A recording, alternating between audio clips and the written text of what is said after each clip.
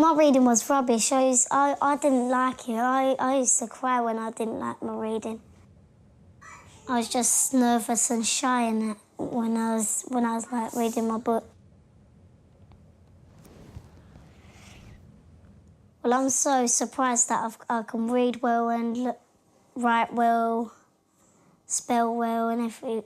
Something appeared to be floating out on the water.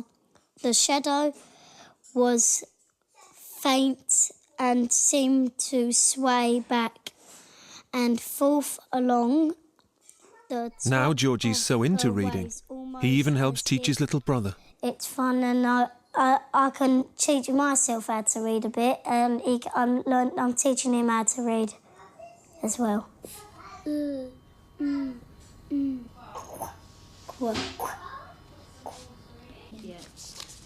Tab the cat's hat. Yeah.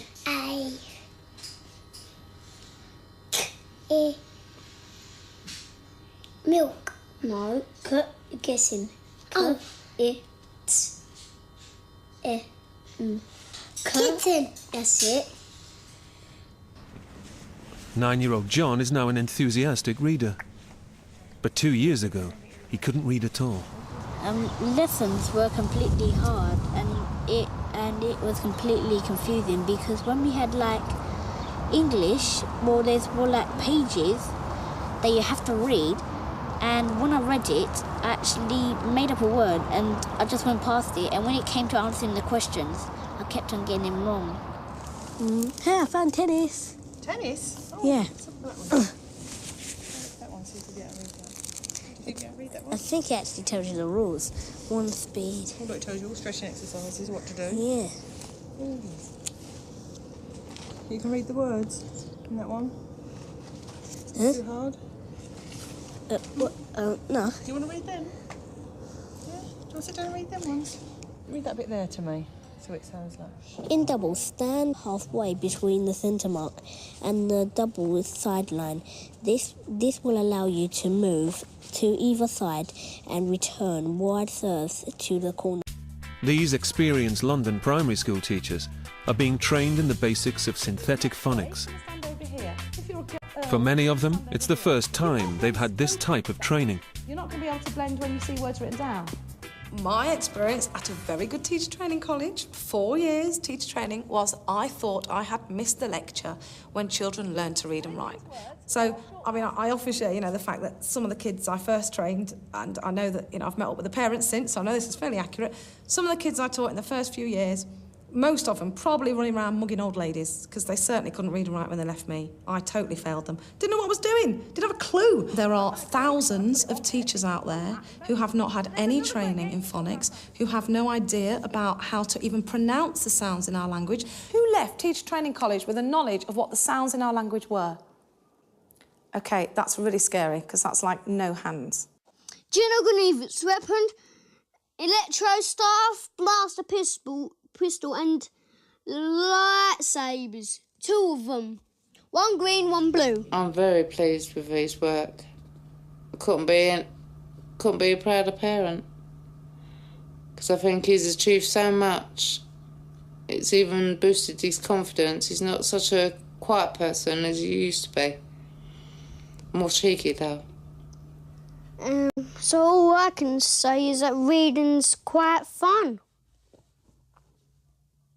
Reading's so fun. You just want to stay up all night reading. I don't think he would have been ready for senior school. I think he would have been in a low-paid job. He wouldn't have no career, no direction. Darth Sidious, height 1.78 metres. It's also given him the strength to carry on. And I think he'll go very far in senior school. Hopefully he'll go to the 6th form. Eventually. Alright, I've got some advice for you.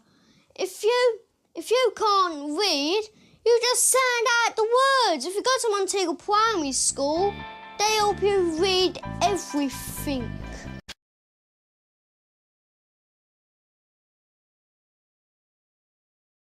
At 7 p.m. the following day, Lulu and her band arrive at the venue. Before I go on stage, I actually like to have some quiet time because I've got to gather my energy and be focused. I like to be left alone, to put my makeup on, to fix my hair, and get myself ready. I'm looking forward to getting on. It's a long wait to get on, you know? It's always good to actually get on the stage. Yeah! I like to get together with the boys in the band and just sing something and have them harmonize and first to go, but then I'm working myself. I'm ready to go, you know? That's kind of a religious part of my performance.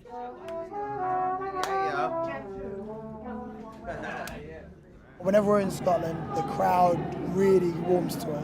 So it should be a lot of fun. I'm really pumped now. Yeah, let's go, let's go, let's go.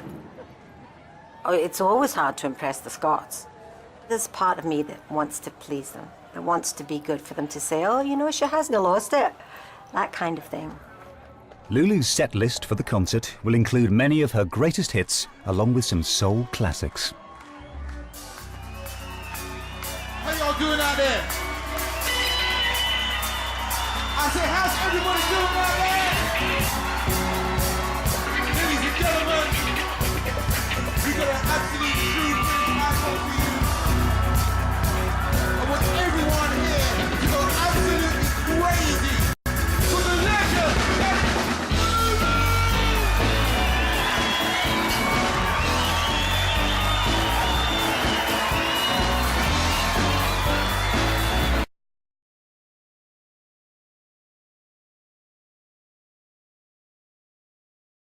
When Jazz moves back to Kent, not only is she hoping to explore more of this beautiful county by foot, she also wants to make volunteering a regular date in her diary. So during the week, we couldn't resist the opportunity to send our house hunters to Wildwood, a wildlife park and conservation charity between Canterbury and the coastal town of Herne Bay.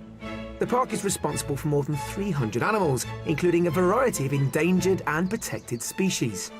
Jazz and Kerry met up with Trust co-founder Peter Smith to find out more about the park's conservation and breeding programmes. Well, this is our beaver enclosure. Right. And what we've done here is we've built the perfect little beaver habitat. So they've got a lodge and a big pond. Yeah. This is all part of our big plan to get beaver back into Britain. Yeah. The beavers create wonderful wetland habitats. They burrow into riverbanks, they hydrate the soil, you get rare plants, you get dragonflies, kingfishers, otters, water voles, huge range of wildlife live where you've got beaver. Beavers are the largest rodent native to Europe and were once a common feature in the British countryside. But the UK's native beaver population was hunted to extinction more than 400 years ago. Hey, little fella. Oh, now this is our little baby beaver.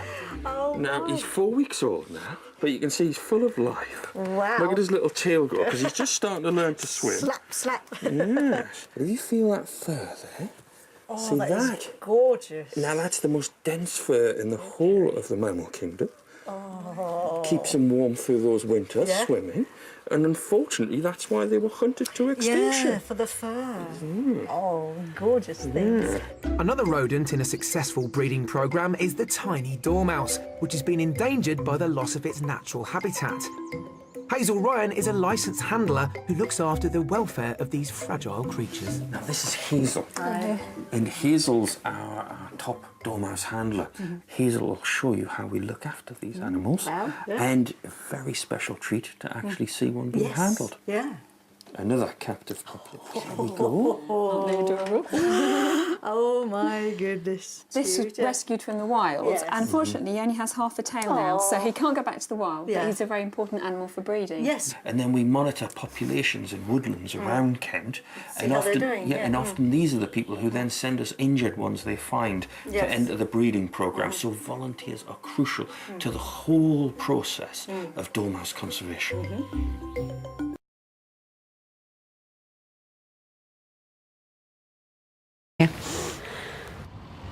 Out of all the donated organs, the kidneys can last the longest out of the body, up to 36 hours before being transplanted. It's the first time I'm actually taking an organ. It's my third day on the job, so no pressure there.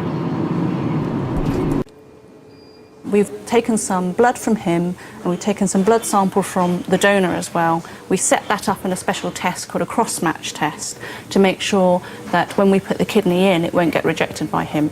If the cross-match is not successful, Michael won't be able to have the transplant. Hang on a second. Right, so tell me. Okay, so the first patient Yep. on the list, that was all negative. Michael, all negative? Yes, and that was the sample from today. Wonderful, that's very exciting. Thank you very much, bye. That's good. You're comfortable? Good, good, good. Within an hour of the transplant finishing, Michael is awake. And, how's your tummy, Michael? All right? Yeah. Everything went very well. Okay? The transplant went very, very well.